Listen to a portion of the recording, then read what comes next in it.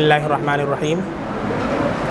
दादा एक मसला पूछ रहे हैं कि अगर इमाम साहब आयत सजदा पर सजदा न करें तो ऐसी सूरत में क्या हुक्म है। देखें कुरान करीम में जो 14 सजदे हैं और एक इमाम शाफ़ी रहमतुल्लाह अलैह के नज़दीक जो है अगर उसको शुमार करें तो 15 होता है।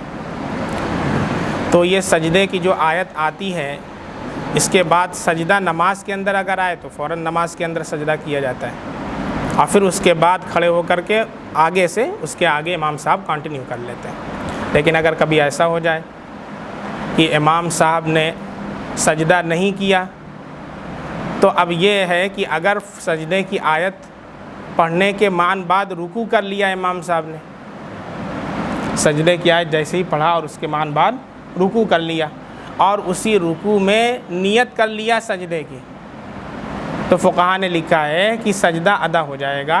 लेकिन अगर सजदा किया ही नहीं और ना आयत के मान बाद रुकू किया है तो ऐसी सूरत में वो सजदा छूट गया और अब उसकी कोई क़ज़ा भी नहीं है, उसको अलग से क़ज़ा भी नहीं किया जा सकता कि अलग से भाई कोई कर ले।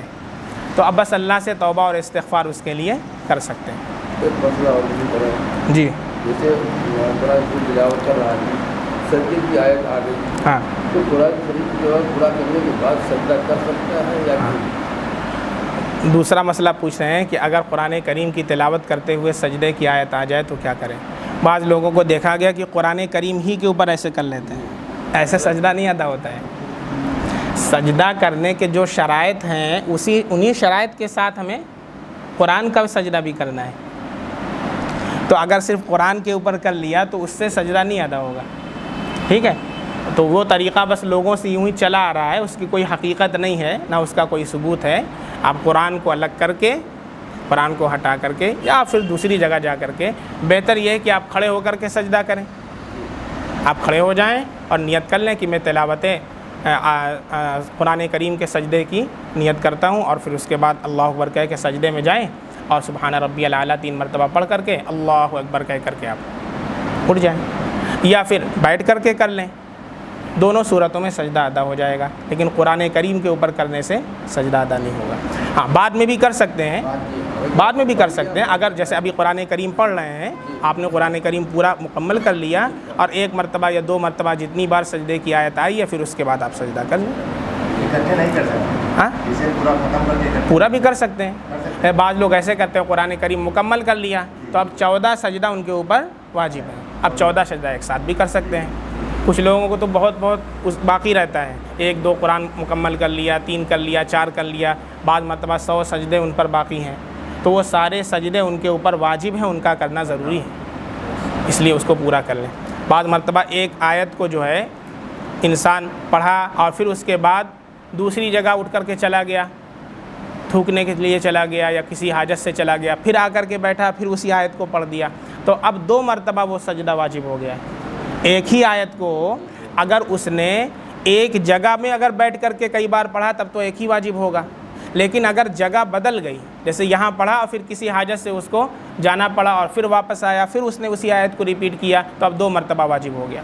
या कोई आदमी खड़े होकर के टहल करके कुरान की तिलावत कर रहा है, तो ऐसी सूरत में उसी आयत को जितनी बार रिपीट कर रहा है, जगह बदल रही है, उतनी मरतबा सजदा वाजिब हो जाएगा। और एक ही जगह बैठ करके अगर पढ़ा है तो एक ही आयत सजदा को चाहे 100 मरतबा भी पढ़े तो भी एक ही सजदा वाजिब होगा। हाँ, अगर एक ही जगह बैठ करके मुख्तलिफ़ आयत सजदा पढ़ा तो जितनी आयत सजदा पढ़ेगा उतना ही सजदा उसके ऊपर वाजिब होगा।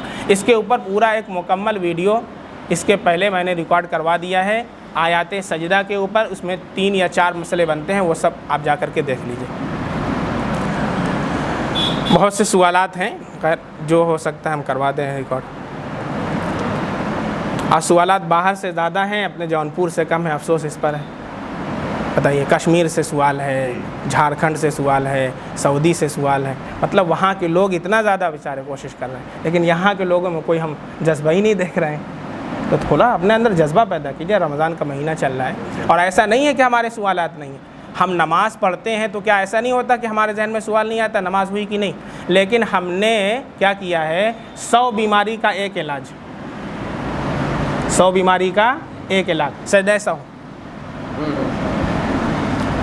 आम आदमी क्या समझता है, कुछ भी हो जाए नमाज में सजदा सहू कर लो। अरे अल्लाह के बंदे, बहुत सी ऐसी गलतियाँ हैं, नमाज फासिद हो जाती है। नमाजी नहीं होगी चाहे 1,00,000 मरतबा सजदा सहू करो, फिर से नमाज़ पढ़ना पड़ेगा।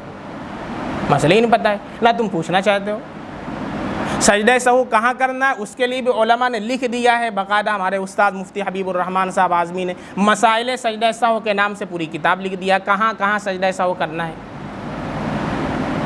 बहुत सी ऐसी सूरत है उसमें सजदा सहू नहीं करना है, अगर किया तो लायानी काम नमाज के अंदर होता है। तो इसलिए मसाइल अगर पेश आएँ, हमने कई मरतबा आपसे कहा है, एक डायरी ख़रीद लीजिए 10 रुपये की मिलती है, और ना पैसा हमसे आप ले लीजिए, हदिया हमारी तरफ से रख लीजिए, और एक कलम हमेशा जेब में रखा कीजिए। कितने रुपए की कलम मिलेगी? 10 रुपए की। कभी भी कोई मसला पेश आए, देखिए शैतान बाद में भुला देता है।